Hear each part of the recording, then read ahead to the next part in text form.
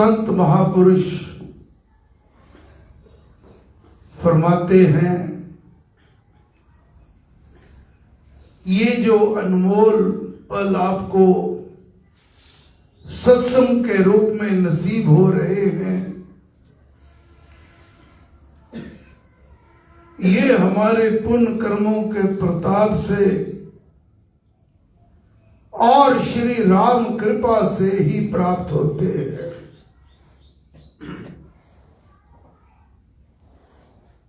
सत्संग में आकर वहां पर जो बातें कही जाएं, उनको बड़े ध्यान से श्रवण करना चाहिए, उन पर मनन करके अपने जीवन में उनको उतारने का प्रयास करना चाहिए।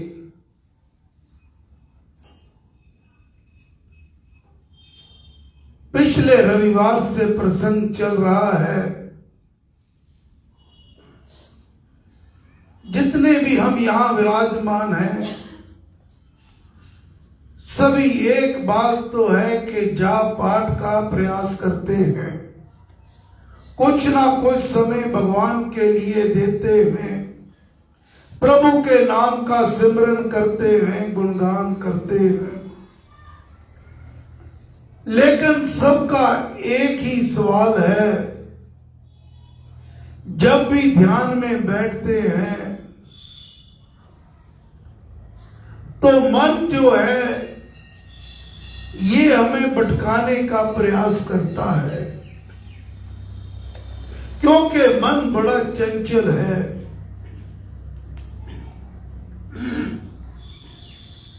इस मन को कैसे साधना है, कैसे संयम में रखना है, इसके ऊपर श्री स्वामी जी महाराज हमारा मार्गदर्शन कर रहे हैं। पिछले रविवार जो बात मुख्य रूप से कही थी कि हमारे भीतर जो कामनाएं पैदा होती हैं, मान की हो, बढ़ाई की हो, दौलत की हो, संसारी वस्तुओं की हो, वो हमारे मन को भटकाती है।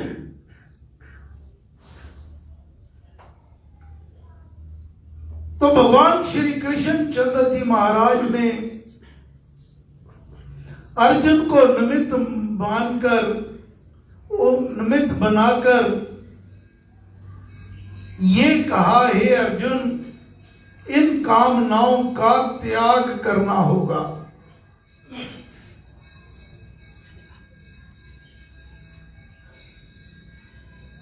अब आज आगे बात करेंगे कि हम ये जो कामनाएं हैं, काम, मोह, लोभ, क्रोध इत्यादि इत्यादि, इनका हम कैसे त्याग कर सकते हैं, कैसे इन पर विजय पा सकते हैं। महाराज फरमाते हैं, काम और मोह बड़े शत्रु हैं। जब हम इस मार्ग की ओर बढ़ने लगते हैं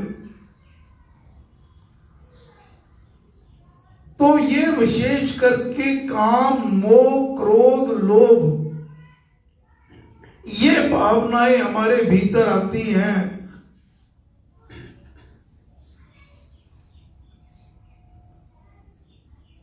तो इनको, ये बड़े शत्रु हैं।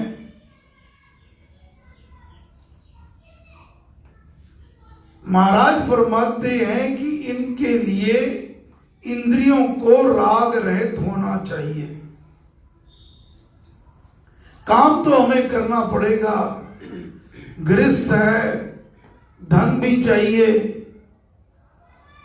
सुख सुविधाएं भी चाहिए, लेकिन महाराज कहते हैं कि राग रहित।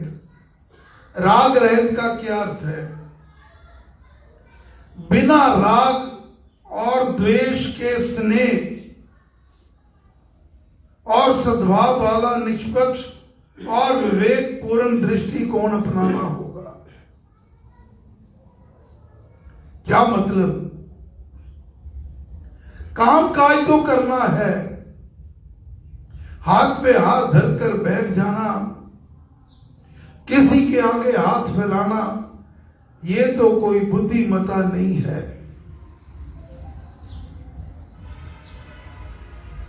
काम काज करते हुए ये समझो ये सब मेरे राम का है, मैं तो केवल इसका कार्य कर रहा हूं, भगवान ने मुझे निमित्त मात्र बना रखा है। अपने का परिवार है, परिवार के प्रति जो भी कर्तव्य हैं, जिम्मेदारियां हैं, उनको निभाना है, लेकिन मन में अति मोह किसी से नहीं, अपना कर्तव्य कर्म करना है, ये समझकर ये मेरे राम का है।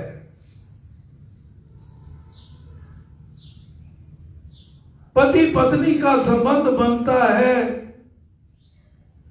ये भी कोई पुराने जन्मों का संबंध होता है। फिर पुत्र पुत्री की औलाद प्राप्ति होती है, ये भी हमारे हाथ में नहीं है। माता पिता, ये सभी संबंधों को बड़ी अच्छी तरह निभाना है, लेकिन केवल इनका ही नहीं होकर रह जाना। लक्ष्य आपका ये होना चाहिए कि हमें इस जीवन में राम नाम की प्राप्ति करनी है। उसके लिए ये मार्ग है, ये साधना का मार्ग है, और जो इस साधना के मार्ग में विघ्न बाधाएं आती हैं, उनको दूर करते जाना। महाराज आगे फरमाते हैं, मोह आदि ये ज्ञान विज्ञान के नाश करने वाले हैं। अब इसके लिए क्या करना है? अपने आप को पहचानना होगा। अक्सर हम ये समझते हैं कि ये जो चोला मिला है यही हम हैं। ये तो केवल एक ढांचा है, इसके भीतर जो आत्म शक्ति है, जो परमेश्वर का रूप है, उसे पहचानो और ये समझो मैं परमेश्वर का अंश हूं। मेरी जीवात्मा जो ये सारे शरीर को, सभी इंद्रियों को, मन को कंट्रोल कर रही है, वो परमेश्वर का अंश है और मैं भी वही हूं। ये शरीर जो है ये तो 5 तत्वों से बना है, एक ना एक दिन ये नष्ट होगा ही होगा। इसको केवल अपना मान लेना कोई सियानापन नहीं है। महाराज कहते हैं कि अपने आप को पहचानो, अपने आप का बोध होना चाहिए। इसे मेला देखने में भूल जाना ठीक नहीं है। अपने को पहचानो। इस स्थूल शरीर में 5 ज्ञान इंद्रियां से आत्म प्रकाश अधिक बलवान है, इंद्रियों से मन अधिक बलवान है। मन यदि दृढ़ ना हो तो इंद्रियां इसको बस में कर लेती हैं। मन से प्रबल बुद्धि है, विवेक से इंद्रियां संयम में आती हैं। तो बुद्धि से अपने मन को समझाना है।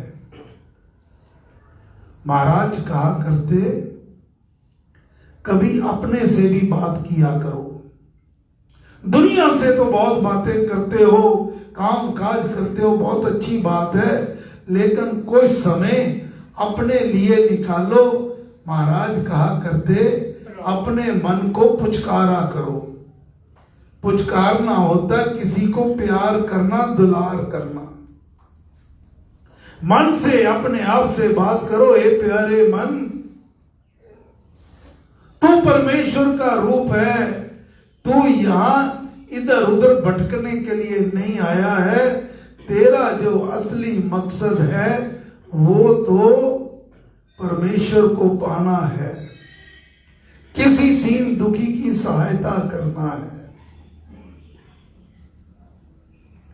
महाराज फरमाते हैं, भ्रांतियां इंद्रियों में स्फुरत होती हैं।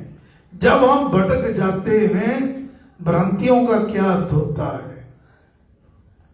भ्रांतियों का अर्थ है ऐसा कुछ जिसे सच या वास्तविक माना जाए, लेकिन वह वास्तव में झूठ या अवास्तविक होती है।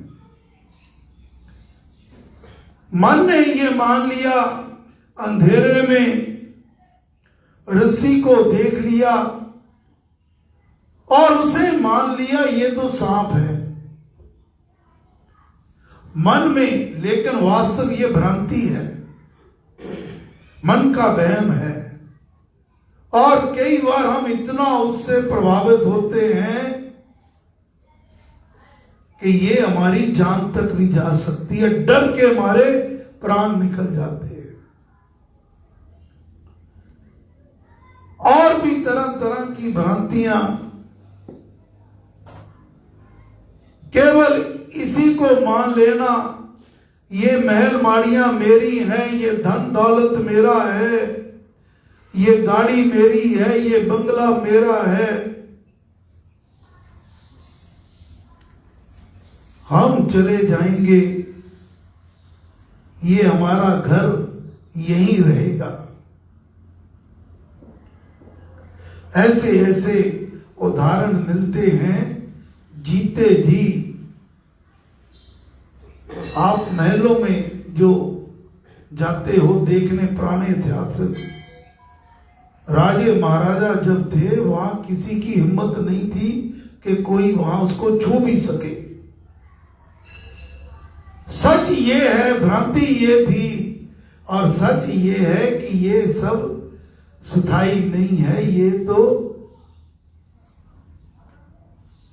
स्थायी तो केवल राम नाम है।